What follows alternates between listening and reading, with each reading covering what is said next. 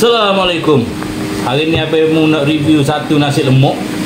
Abang Mu beli di Jalan Langgar saat ni. Nasi lemak sambal jeri.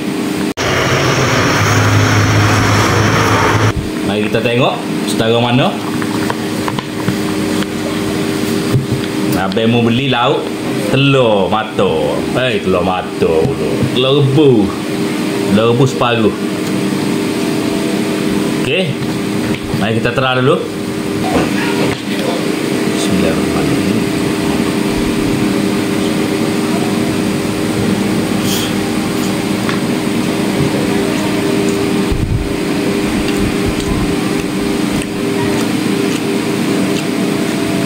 A few minutes later. Okey.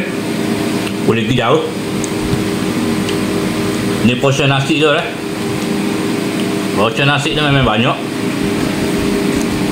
Telur separuh. Lepas tu ada timun.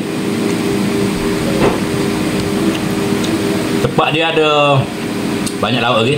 Ada kerang, ada sotong, ada paru. Ada Abang nak terah telur lah hari ni.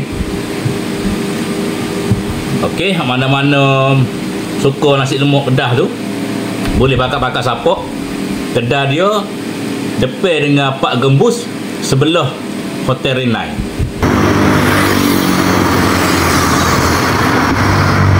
Okey, luncur.